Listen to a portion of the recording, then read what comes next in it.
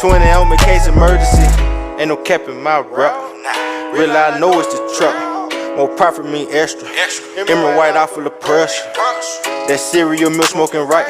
But that Obama rent some special. Kansas City, I'm a chief. Shout out to K5 on new one.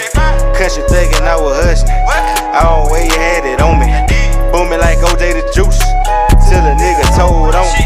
From now on, it's relentless. Ain't no love, we ain't friendly. If she want me on him. No the law, she get the business. No the law, still the motto. Empire. Hello. Welcome in. This is your boy Q City. This is the Birds of a Feather podcast, Falcons edition. We're going to look back last week to see how we smacked up on Jacksonville. We're going to look ahead to next week against our pivotal division matchup against the Tampa Bay Buccaneers. We're going to go around the league a bit and in division. Going to look at my betting points and give me props, and then some city talk at the end. So come on with me and enjoy this ride.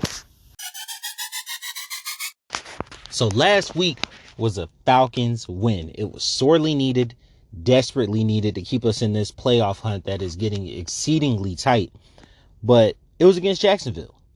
21-14, kind of weird how Jacksonville got to 14. But it was a great game. It was a great game by the Falcons. Offensively, defensively, I love the game plans. I loved how they implemented it. And I love the effort that our team put in. So let's get into it. First off, it was basically 3 and outs, Got a couple first downs, punted the ball to Jacksonville. Jacksonville pretty much did the same, punting it back to us. About 8 minutes left in the first quarter at this point. We get the ball, and Cordell Patterson takes over. This was the theme of the day. He got the meat of his yards on this drive, but him being able to control the tempo running the ball, it helped dictate the day. It helped us keep the ball. It helped with ball movement. It helped us grind out first downs. It kept drives alive.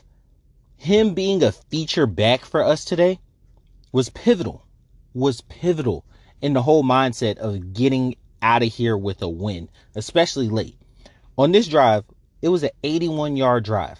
Patterson was accountable for 51 of those yards. This was his drive. He capped it off with the touchdown run. Gallman had a couple good runs on this drive as well. Jacksonville gets the ball back after we go up 7-0, and for a good portion, they're driving a bit. They get across the 50, and Trevor Lawrence thinks he has a free play. Now, I'm not going to lie to you. I looked at the actual game, then looked at the all 22. It looked like a free play. I totally understand where he was coming from. It looked like Fowler was offsides. You got a free play. You guys run verts. I'm going to throw it deep. He threw it deep. It gets picked off.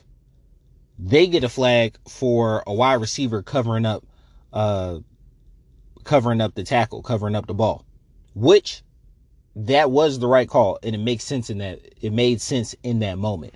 So, hey, sometimes it's better to be lucky than it is to be good.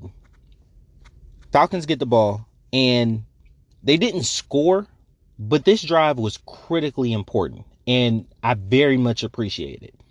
They got the ball all the way to midfield and then punted, and they went 3 and out because inexplicably the safety caught the ball and momentum carried him out at the 1 instead of trying to stay in or just taking the touchback. No idea. He went out at the 1. So Matt Ryan sneaks the ball. Then they run a quick out. Then they run the ball. 3 and out. It's a done drive. Jacksonville jumps on 4th down. Allows Atlanta to get a free first down. Atlanta drives down the field in 3 or 4 plays. And then the drive stalls around midfield. The type of game this was, where field position being so critical and it being a grind out type game, Jacksonville giving up these free penalty yards and these free first downs was critical, was crucial. It's why they lost the game. Drives like that, because they get the ball to midfield, they kick the ball, it's a touchback. Jacksonville gets the ball, they fumble around the 30-yard line. And Atlanta capitalizes on it with a touchdown. Now, at this point, you've gotten 2 turnovers, and one of them you've turned into touchdowns. The other one you've turned into field position. Now, I'm a person who likes to think of the game critically.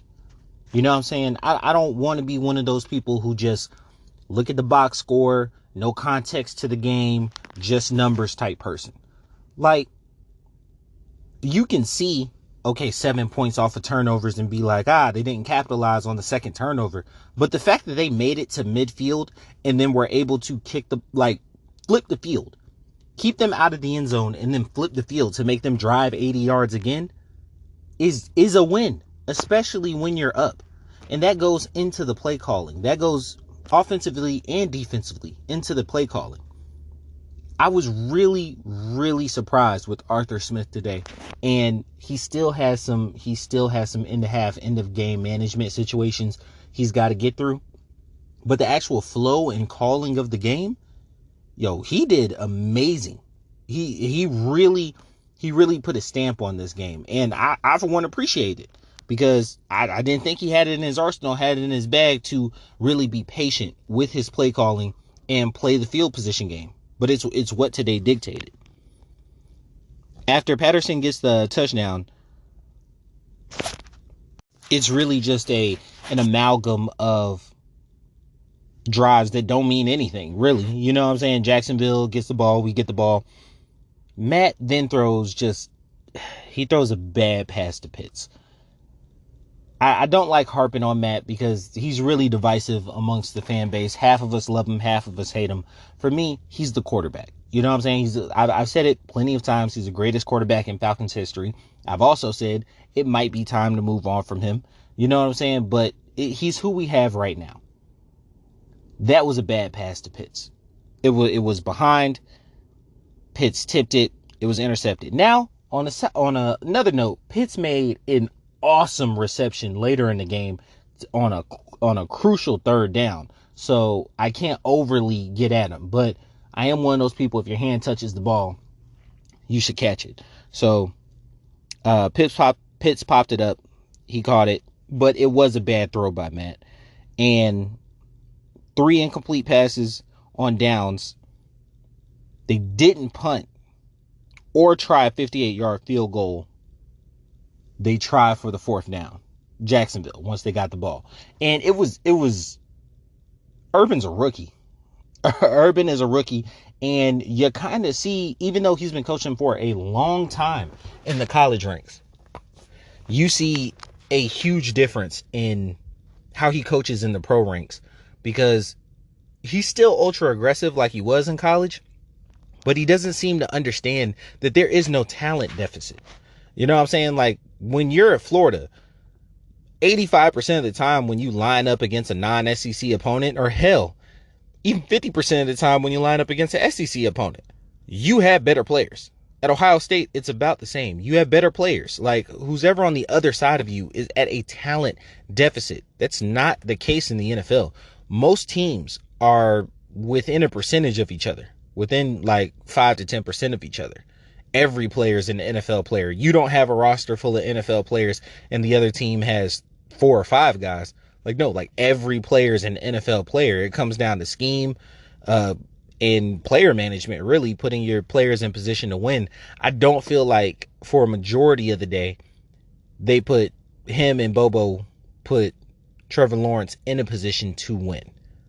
I didn't feel it until late in the game. So Jacksonville gets the ball out of halftime. They go 3 and out. Bang, wang, boom. Atlanta gets the ball. A good mix of run and pass. 6 passes to 3 runs. They matriculate down the field, in the words of John Madden. They matriculate down the field. They're in the end zone. The game is 21-3. 21-3 at this time. Back in the first half, fouls caused a fumble, and they didn't recover it, and Jacksonville was able to complete that drive with a field goal. And I was thinking about it after Atlanta scored this touchdown, because there's a saying in Madden, 21 scum. If I'm up 3 touchdowns on you and it's 21-0, the game is effectively over. There's nothing that you're going to do and come back on. And even Falcons fans, with our psyche as shattered as it is about holding leads, it's something different about being up 3 touchdowns to 0 points. You know what I'm saying? Like 3 touchdowns, not 2 touchdowns and a field goal, not a touchdown and 2 field goals. 3 touchdowns to no points. But it was 3 touchdowns to 3 points. And it came back to bite us a bit. So Gage scored a touchdown. Then we kind of trade 3 and outs again. There were a bunch of drives that ended up in 3 and outs today. You know what I'm saying? Jacksonville gets the ball then. And they put together a long, sustained, beautiful drive. Trevor Lawrence shows every bit of why he was the number 1 pick in the draft. He made a back shoulder throw. He made a down the in cut seam throw. And then he made a high throw for the 2-point conversion. It was a work of art, really. He was moving around in the pocket. He was hard to bring down. He showed his smarts. He showed his arm. He really showed like why people call him Touchdown Jesus. You know, it's not just the hair. Like people called him Touchdown Jesus coming out of high school. Dude really has the total package. You know what I'm saying? And he put it on display for this drive. And it's one of those things to where, you know, talent is one of those things when you really see it put all together, you know, it just looks different. And this is not bagging on Matt or anything. Because for a time, Matt was the number 1 quarterback coming out in his draft. Jake Long went first. I forget who went 2, but he was a bust, whoever he was. And then Matt went 3. Matt was the top quarterback coming out of that draft. And there have been multiple times in his career where you just see it. Like it's all put together on a drive and it looks amazing. And I would challenge anyone who's a true football fan to find me Matt's best drive in his whole 14 years. And I'll put it up against that Trevor Lawrence drive. And Matt, because that drive might have come in year 7, 8, 9, that drive might look better. But from a pure talent and eye perspective, that kid's different. And he showed it. He showed it right there. And I think that's what fans talk about when they talk about like their disdain for where Matt is currently in his career, because he can't put even Matt's best drives now, even when he puts it all together and he's hitting on all cylinders, he doesn't look like that anymore. You know what I'm saying? Matt's peak was high, but he's not his peak anymore. And I think when you see other guys at their peak, it leaves you longing a bit. You know what I'm saying? Because if you remove the fan out of me and I graded that drive as a pure football head, that shit was an A+, 100 out of 100. It was beautiful. So this is the part of time where Atlanta fucks up. This is where Atlanta fucks up, because the score is 21-11. And it is known and necessary that Atlanta in this situation will go 3 and out, put their defense back on the field, give Jacksonville the ball, let them go down and score a touchdown. Now it's 21-18 and you're sweating it at the end of the game. Right? Like it's known. This is what Atlanta does. Atlanta got a first down. And if you want to get to the whole numbers head of it, Atlanta's percentage of victory, like chances for victory, raised from 64% to 74% with 1 first down in the fourth quarter. I want you to think about that. 64% to 79%, not 74, 79% with 1 first down. Because everybody had that in their mind. Everybody had that Atlanta was about to go 3 and out, punt the ball back to them. They were about to go down and score. It's 21-18, and then it's a barn burner toward the end. No. Atlanta managed to get a first down, keep their defense off the field, took valuable time off the clock, And yes, they punted. They didn't put up any points. But if you remember the Saints game a couple weeks back where they made that furious comeback, the part that killed us wasn't necessarily the Saints scoring because they were down big. It's the fact that as soon as they scored, we couldn't play complimentary football at all and get a first down.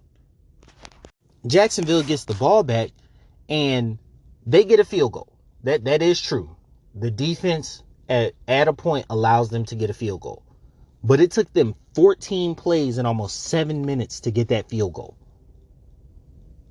It's what you need. It's what you need. By the time Atlanta got the ball back, it was about 5 minutes left. And Atlanta was able to take 4 minutes off the clock by getting 2 more first downs. Even right then, when they scored that field goal, going 3 and out in that situation and giving the ball back to Jacksonville would leave you open to them scoring a touchdown because your defense had been on the field. You were able to get 2 first downs and a 2-minute warning and punt the ball. The defense held them on the last couple plays. It was basically Hail Mary situation because Jacksonville had to use all their timeouts. That was beautiful complimentary football in the fourth quarter. And it's really all that Atlanta fans have been asking for because that's how you protect leads. That is how you protect leads. You don't always have to go down and pedal to the metal and score. Sometimes you just need to get a couple first downs and let your defense rest. Overall, my takeaways from the game is you keep them out the end zone. You keep them out the end zone. They allowed 1 touchdown and 1 2-point conversion and 2 field goals. That's a good scoring defense. You should be able as an NFL offense to muster more than 14 points. So the fact we kept him to 14, even though it's a rookie, was nice. Dean Pease brought the heat against Trevor Lawrence. If you remember me saying last week, he frustrated Mac Jones very heavily because he brought pressure a bunch of times. He did the same against Trevor Lawrence this week, and he really doesn't have any fear toward rookies or people he just doesn't respect because he brought the blitz against Trevor Siemian as well. But high-profile quarterbacks, he likes to sit, not even high-profile, mid-style quarterbacks, he likes to stay back in zone and really not open himself up to getting found out, having his problem solved before the ball is snapped. But rookies does not give a flying fuck. Like, he blitzes the hell out of them.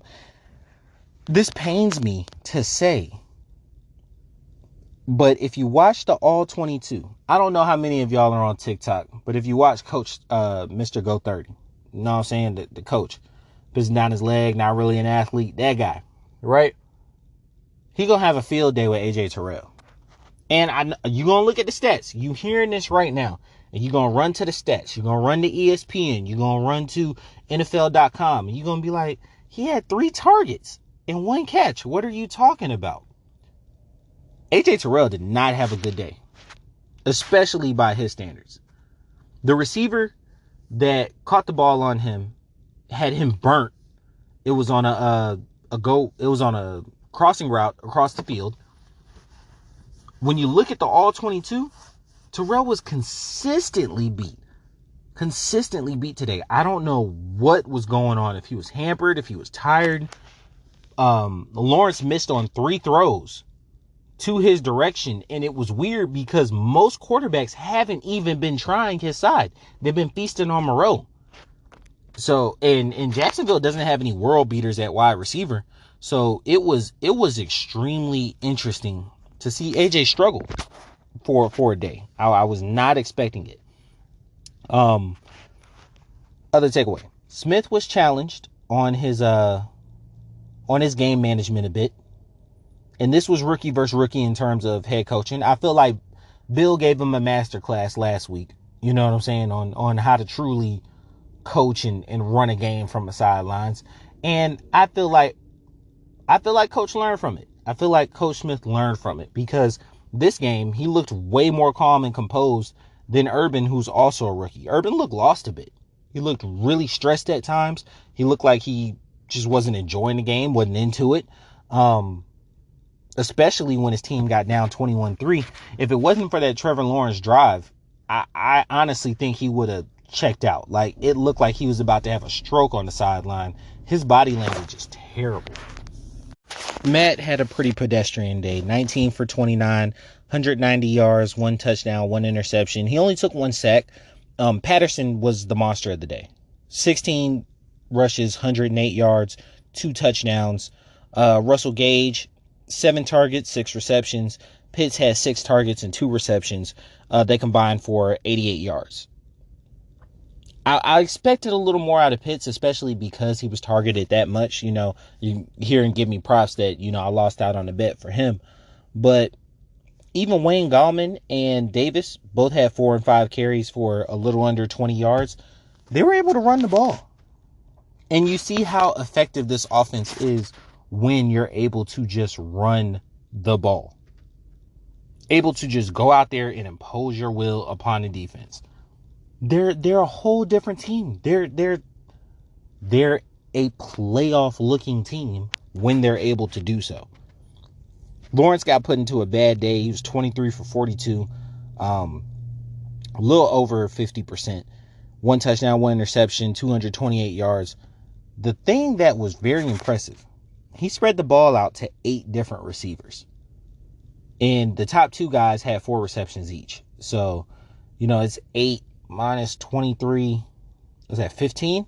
So 15 balls went to 6 different guys. About 3 receptions for everybody else. That's pretty cool. It's just pretty nice to be able to spread that out like that. That kid's going to be nice. That kid's going to be a star in this league. But he wasn't today. Today belonged to the Falcons, 21-14. That's a good win. Let's carry this momentum on into next week.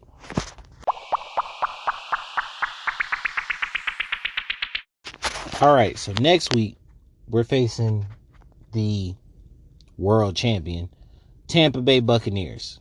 They just beat Indiana 38-31, Indianapolis. And they're sitting at 8-3 right now. Todd Bowles, former Jets head coach, is going to be a head coach again. His defensive mastermind, his defensive planning is just ridiculous. Like, he forces quarterbacks into subpar days. Doesn't matter who you are, that front four is going to get after you. He pressures with forward, tries not to bring blitz, drops 7 into coverage, lets his linebackers roam, runs a deep cover 2 shell. So it's not like you're hitting anything over the top on them. You're going to have to fit the ball in between the corners and the safeties all day. Sherman's not playing. Antonio Brown isn't playing. But you look at that defense is stout. You got Vita Vea on the line. You've got Devin White behind them at the linebacking core. It's almost impossible to run on them. Now, here's the thing, though. If you look deeper inside the numbers, Tampa does have the best rush defense, but they're facing the least number of rushes. Now, that could be a function of Tom Brady being able to put up a bunch of points early in the game, because they actually don't. This game was an anomaly. They actually don't have a ton of second half scoring. They score a lot of their points in the first half, and they may score a bit in the third quarter, but middle of the third quarter on, they're not scoring a whole bunch of points. And usually it's because offensively. Defensively, they score points with like pick sixes, fumbles, that type stuff. But it's because offensively, they put you into just a vice grip, like really, really bad situation offensively, being down 14, 17, 21 points, and you got to throw the ball. They take your running backs out of the game. So even though they're the highest ranked rush defense, they're facing the least number of rushes. And so if you're able to establish the run and go bar for bar with them on the point totals at first, maybe you can keep your running backs in the game and really test out that run defense to see if it is all they say it is. You know what I'm saying? Now, that doesn't mean slam your head into a brick wall. You know what I'm saying? If run the ball just isn't an effective way to move the ball, then don't do that. Go to screens. Go to screens, wide receiver or running back, or just focus on the quick passing game. You're not really going to run RPOs with Matt. You know what I'm saying? Effective RPOs with Matt. They're really just extended play actions. But definitely use those. Don't run your head into a brick wall trying to run the ball just to prove a point. But really test out that run defense if you're keeping the game close. Fournette is running angry. That man, he running like he got a problem with everybody in the world. You know what I'm saying? He was responsible for 4 total touchdowns against Indianapolis. Bruce Arians, even though he was able to feed Fournette last game, he wants to challenge you deep. No risk it, no biscuit. He wants to chuck it. He wants to throw that ball as far as he possibly can and have his receivers run up under it. That's been his MO as long as he's been a coach. And even though Antonio Brown's not going to be there, Mike Evans is still there, and you still got Godwin. And what's little white boy Scotty Miller? Still got him too. My key players for the game. I got 3, but like, of course you can't not mention this guy.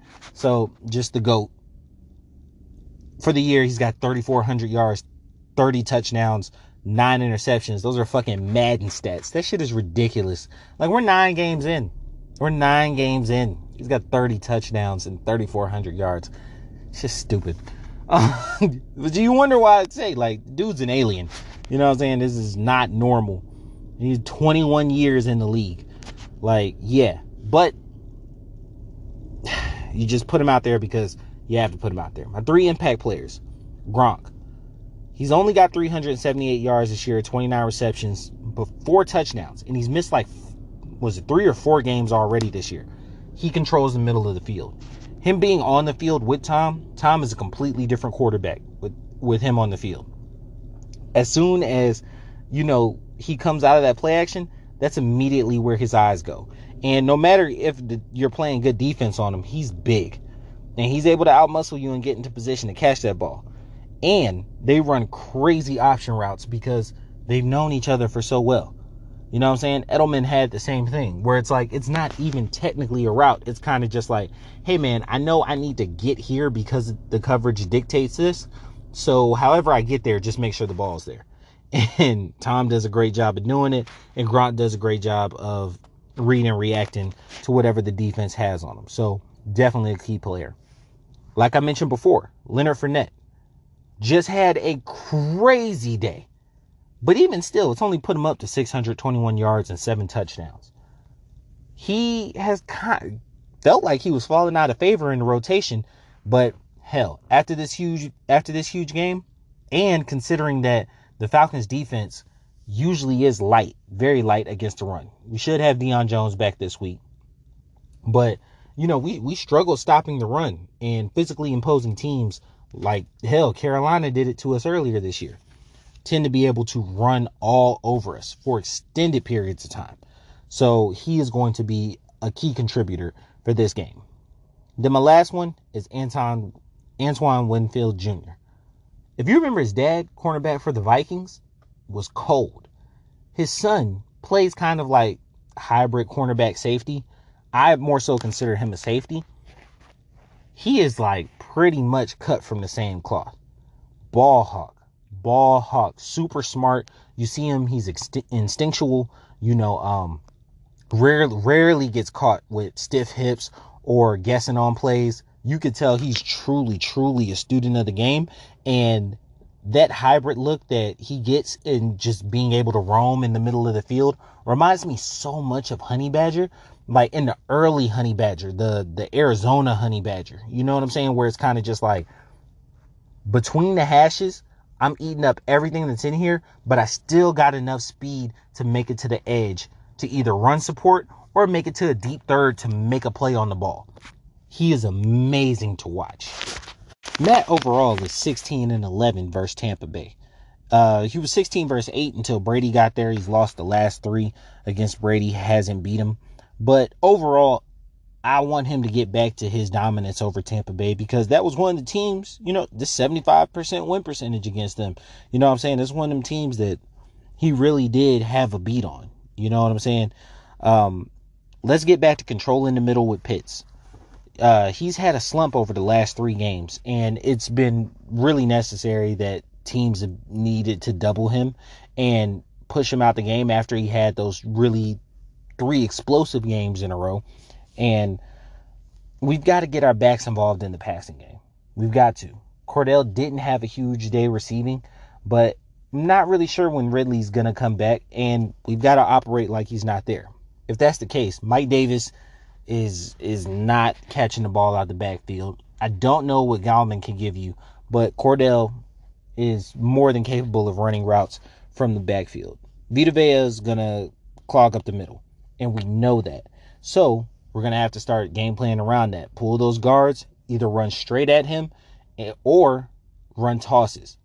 Those short tosses seem really effective versus Jacksonville, and they ran them away from Josh Allen and were able to contain the backside because Jacksonville couldn't get the edge. I don't think Tampa Bay is going to have that problem, but I wouldn't be opposed to getting some toss plays going. AJ is really going to need to step up, but I don't think it's actually going to make a difference because Tom Brady is the master of finding the weak link in the secondary and going at him over and over and over again. So if AJ is having a good day on Mike, they'll just put Moreau on Godwin and he'll feast on him. So I do think it's going to be a tough day for our secondary, but we're up for the challenge. I'm looking forward to this week.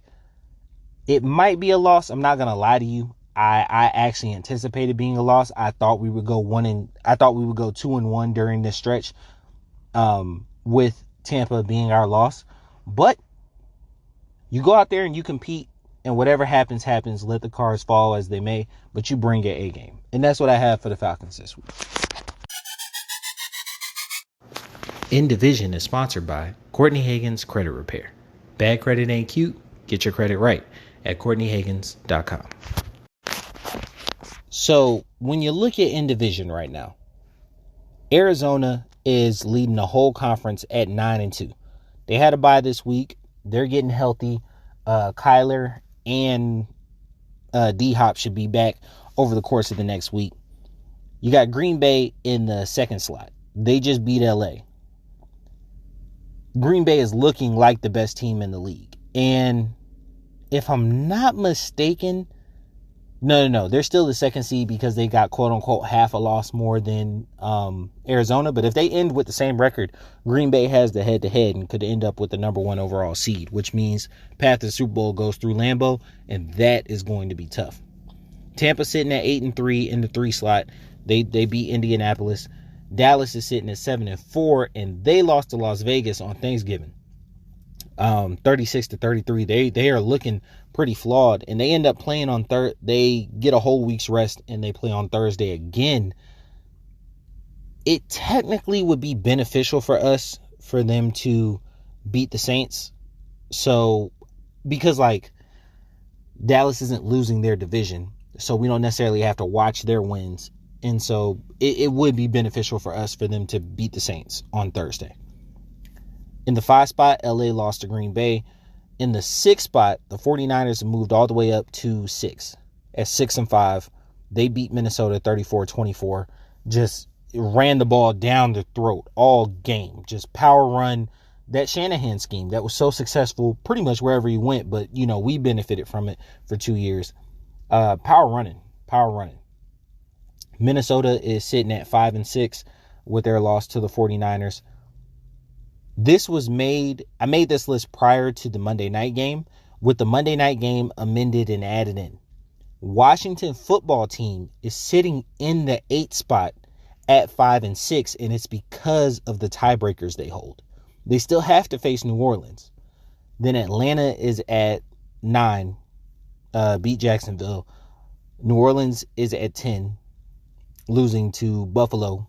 Just got completely obliterated. 31-6.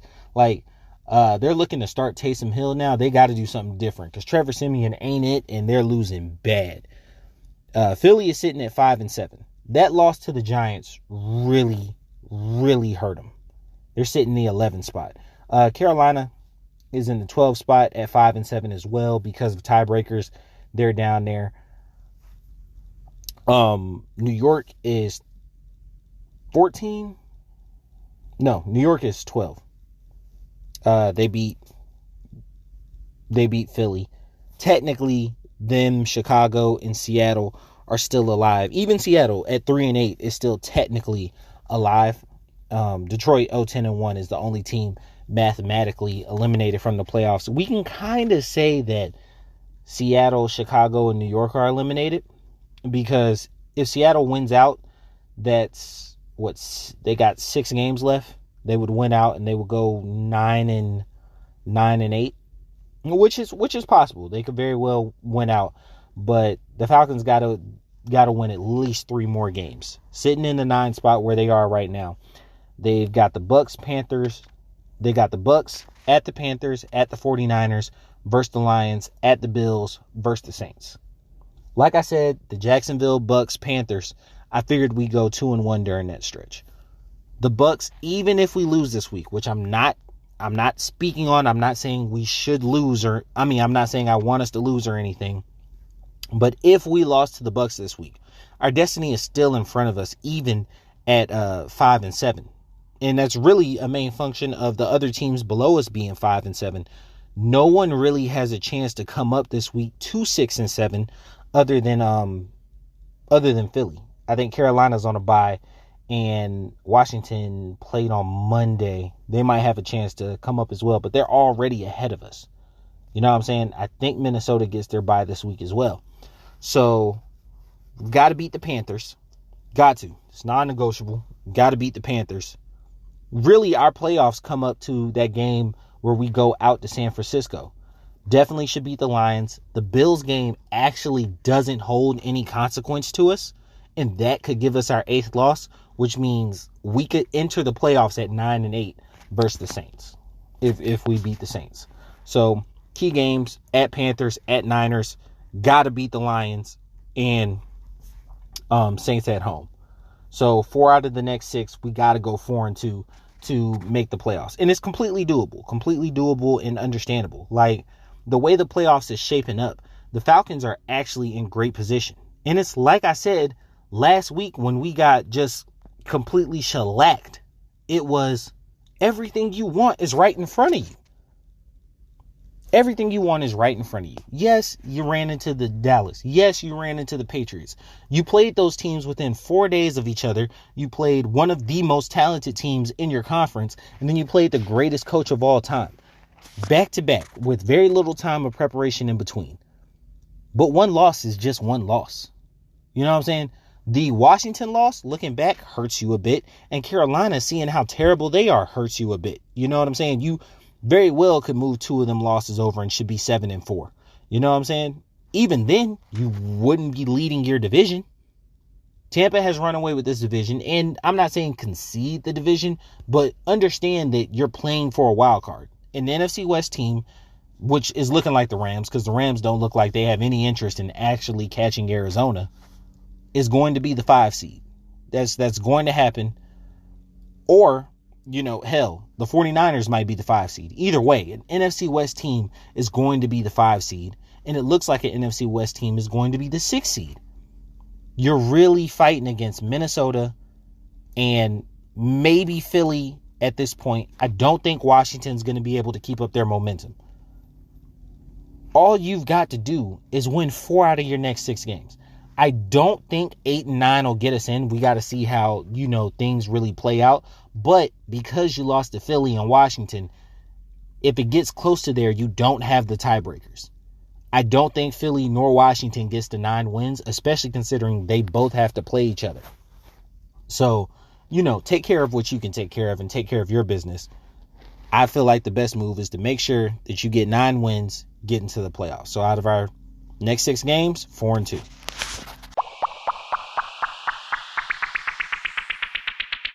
And now on to my favorite portion, the betting portion. Give me props. I bet on the Sharp app. Like I say, Parlay Play, FanDuel, those type of sites give you fantasy plays. I released a gambling pod with Gregory Anton, and he is awesome. He's damn near a professional bettor. He's got a bunch of just great insight, you know what I'm saying, on betting. And to be honest with you, I'm trying to see if we can go ahead and make that like an actual show, an actual pod. Just release that on a separate channel, honestly, because he's got great insight. And I love working with talented people. That's me. You know what I'm saying? Like, I feel like one of the great skills in life is understanding what you can't do. You know what I'm saying? And I can't read the numbers. I can't predict the games. I don't have the skills requisite to bet like he does. And so let me link with somebody who knows how to do it. So not only I can get better off that, but you can provide that service to the audience. You know what I'm saying? So definitely look out for that. And when it does drop, I will make sure to make an announcement of it on my various social medias. And I bug y'all all the time by sending y'all this podcast. So I'll just start sending you that one too. For the year, I entered the season 11-11. Went 1-3 this week. It was tough. 12-15, hitting 44% of my bets. It's rough. Okay, so here's the thing. Trevor Lawrence over 231.5. 228. Because he couldn't complete a pass. Like, his last 6 passes was incomplete. Like, nigga, get a first down. Like, this, shit was terrible. Miles Jack, 7.5 tackles, 4 solos, but 4 assists. So his 8, he hit his over. He saved me from an 0-4 week. Kyle Pitts, 4.5 receptions. I took the over. He had 2. He had 6 targets, which means he had the ability to get those 4.5 over, but he just wasn't able to connect. He had his hand on one of them, and then the other 3, it was just kind of, they call them targets, but it's only because he was in the general direction. And then Jones with the most receptions, he had 4. Russell Gage had 6. I took the most receptions for game, not just for team. For team, it would have been a push because him and the other receiver they had both had 4, but I took it for game, which includes Falcons receivers, and Russell Gage had 6. So 1-3, tough week, but don't get discouraged. Get back on it. You know what I'm saying? If you follow me on my basketball picks, you're making money. If you follow me on my football picks, which most people bet football over basketball, then we got some work to do.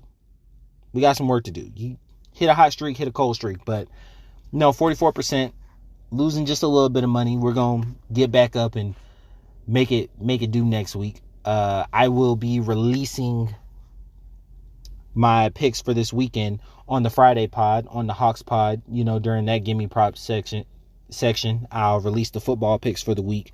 But yeah, then love your vices, even when they don't love you. And keep it betting. Follow me on QCity11 at Instagram or Twitter. I release my basketball picks out before each game, and my football picks, I'm going to start posting them in my Instagram stories. You know what I'm saying? Just the picks themselves. You know what I'm saying? So even if you don't listen to the whole pod, you get the picks. Now for a little city talk. All right, so the first topic, it's a little deep, so I wanted to go ahead, get it out the way first. It's about mental health, and it's really in relation to Calvin Ridley. If you've been following the story, he was able to come off the physically unable to perform list, out with non-football injury last week. He could have played, reasonably, but he's still dealing with, some mental issues, things that caused him to have to step away from the game. I was one of the people that said, hey, I'm not going to speculate on what you got going on in your life, because no one knows your life but you, and no one can live your life but you. And I still stay with that stance. For me personally, listening to a lot of the fan base, you know what I'm saying? Especially, following the groups I follow and talking to the people I talk to, either in person or online, the sentiment is always kind of the same, that, he should go ahead and come back. And it's like, you can't rush mental health. And I don't want to be that guy that just talks about how hard men have it. You know what I'm saying? Mansplaining the world.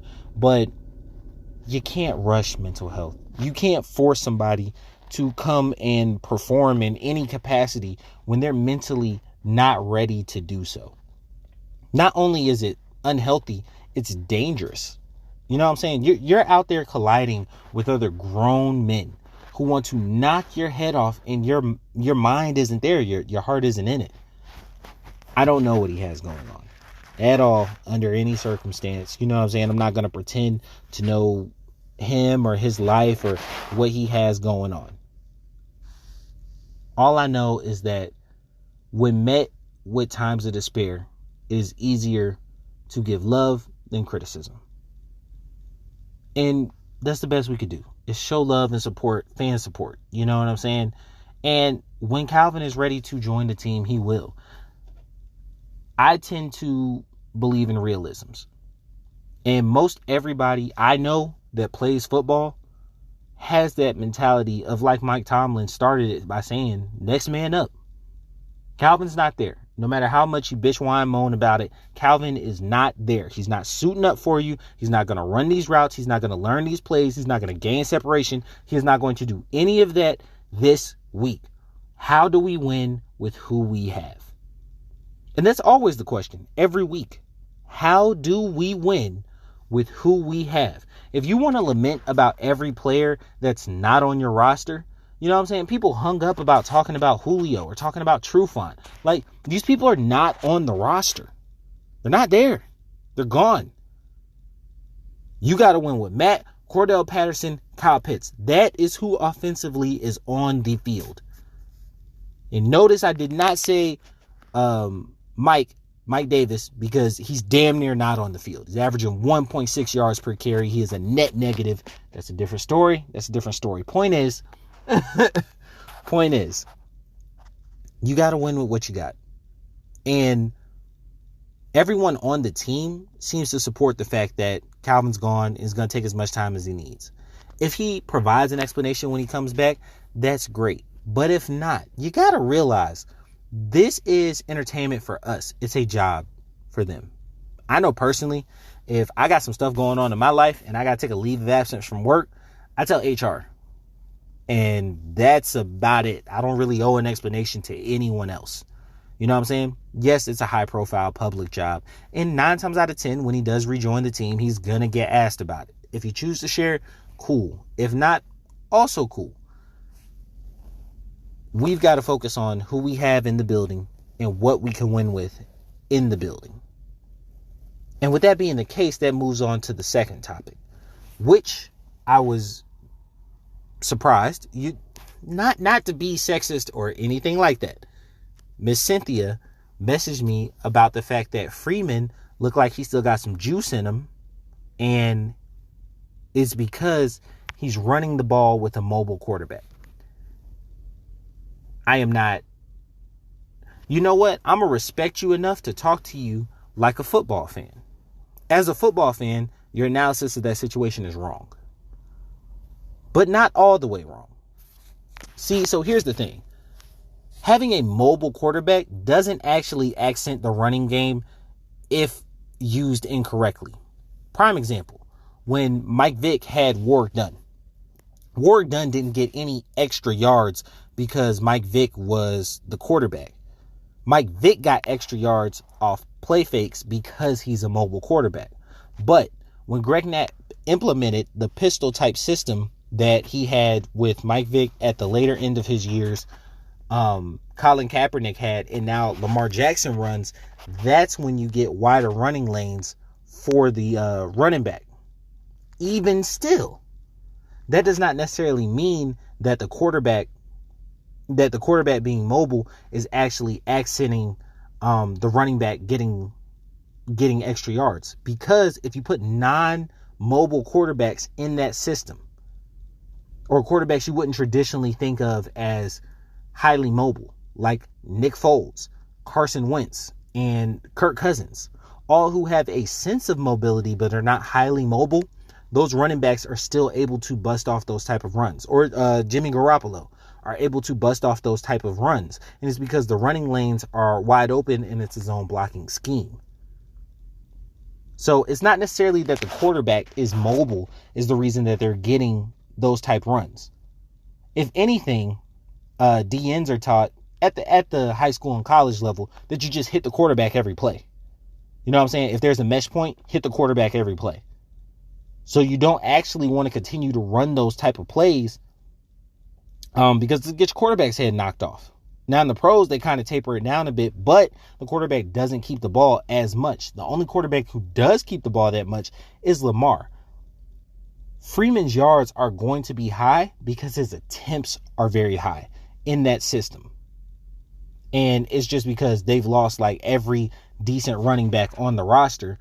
And you don't want Lamar carrying, if you're going to run the ball 45 times, you don't want Lamar carrying the ball 20 of those times. You really like to keep him around 10 to 15. Let him be special for that amount of plays, but you want your running back, your low-priced assets, to get the majority of those carries. Because even if you're not busting off 10, 15 yards every time on those runs, you're keeping the threat of it alive for the defense, and they'll collapse. And at some point, you'll pull that ball back, and instead of Lamar taking off, he'll pass. And that's what you're really, hoping on. He had a couple of those passes against the Browns and were intercepted, but, the play was there. I love that type of offense because it does highlight a mobile quarterback's ability to threaten the defense, but it doesn't actually necessarily mean that a running back is better running the ball next to a mobile quarterback. And you can look at it throughout history. Randall Cunningham was one of the best runners. You know what I'm saying? He never really had a successful running back behind him. Steve Young, Roger Craig got 1,000 yards. Not Roger Craig. Ricky Waters. Ricky Waters was extremely prolific running the ball, but his greatest asset was being able to catch the ball. And Steve tapered down his mobility greatly once he truly rounded into MVP form. Most quarterbacks who are high caliber don't try to run that much and just have a level of mobility. And I would actually say that quarterbacks who are more stationary, that are just effectively mobile, like John Elway, Peyton Manning, those guys tend to have these stronger run games because you have to have a more sturdy offensive line that can mold the ball over to run once you've gotten up on scores. And that just comes with game planning, scheming, and how you choose to build a team. So, Miss Cynthia, I very much appreciated your message. And women are football fans too. You know what I'm saying? Women are coaches. Women are great members of the football community. And looking at my podcast numbers, women are 35% of my audience. So, ladies, I appreciate y'all. Thank you. I know one of such ladies is my wife, but even still, thank y'all for listening to the pod. You know what I'm saying? Like, our big football fans, apparently. So I appreciate it. The last one is arm strength in relation to a quarterback and how that relates to wins. So one of the things that, come up is about Matt Ryan being a noodle arm quarterback. First off, arm strength is completely overrated. You got somebody like Matt Stafford who's got like a bazooka on his arm, can throw a football through a concrete wall. Can't hit the side of a barn right now. He's tied Matt Schaub. Yeah, same Matt Schaub y'all said should start over Michael Vick. That dude. He's tied Matt Schaub for the most pick sixes in consecutive games. Dude is entering bum status. Like, and it really bothers me sometimes. I'm getting a little off script here, but it really bothers me sometimes when I don't want to be racial. But I got to take it there a bit. When people give white quarterbacks chance after chance after chance, but ethnic quarterbacks who show any sign of, slippage or not automatic stardom get pushed to the side. Because Matt Stafford was with the Detroit Lions for damn near a decade and had 3 playoff appearances. All 3 bad losses. Well, 2 were bad losses. 1 was kind of close. But 3 losses. And played with Calvin Johnson. Hall of Fame wide receiver. You know what I'm saying? And then you got Zach Wilson, who's throwing a pick every other play. You got Josh Allen, who can't keep a normal quarterback like line to save his life. One day is 158.3, the next day is 46.7. You know what I'm saying? Like you're either perfect or trash, and there's no in between.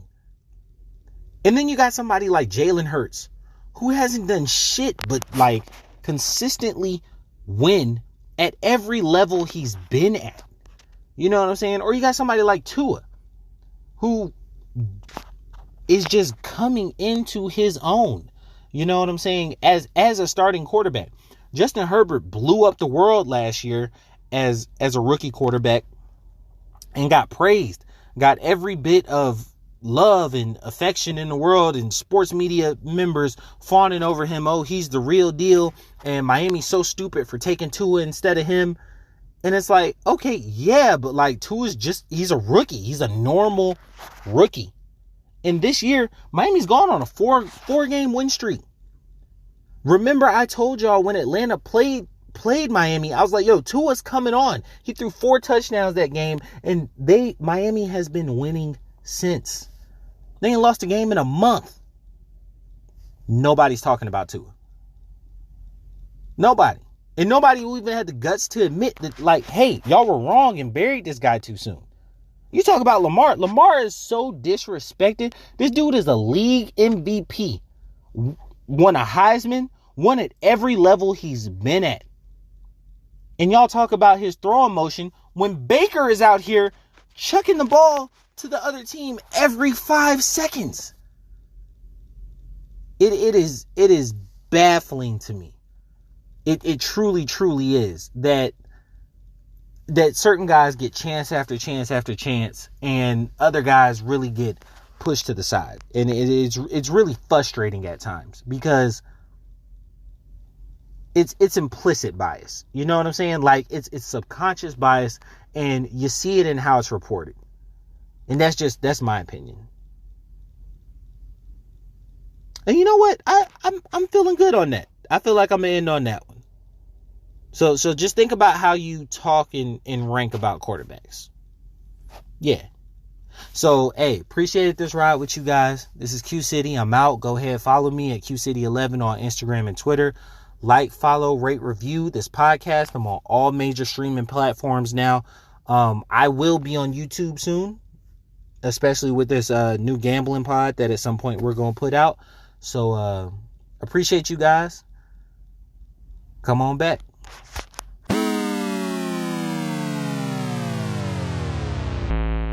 El Chapo, looking like I hit the lotto. I want a hottie like mulatto. I'm on here and she on Moscato. I'm in them good till tomorrow. I'm a robber for the Neros. Yo, little laws, I'ma put you on payroll. You smell that aroma? Design the air, it's a party in here. Papa Corona, she moving the body, she working them heels. Gotta go get it mentality. Grocery bag full of celery. Only believe half what you telling me. Keep a 20 on me in case emergency. I wake up early every morning. Thank the Lord and get the bag. Hustle hard, get the cash. Stack first, then I'm showing my ass. Gotta go get it mentality. Grocery bag full of celery. Only believe half what you telling me. Keep a 20 on me in case emergency. My babies, that's who I grind for. That's who I do it for. Like the Navy, that's who I'm toting that iron for. Keep one in the head like a thought, nigga. Yeah, I fuck with Ty, he a boss, nigga. Foot on their neck, I exhaust, nigga. Niggas cross me, so I cross, nigga. No scripper was lit last night. 500, what it cost, nigga. Shit was really legit last night. Had them hoes at the house, nigga. Instagram, Snapchat, Triller. What they say about Jay, he a go-getter. Used to have them fat sacks in the grove, nigga. Late nights, early morning, my dough, nigga. You smell that aroma? Design the air, it's a party in here. Papa Corona, she moving the body, she working them heels. Gotta go get it mentality. Grocery bag full of celery. Only believe half what you telling me. Keep a 20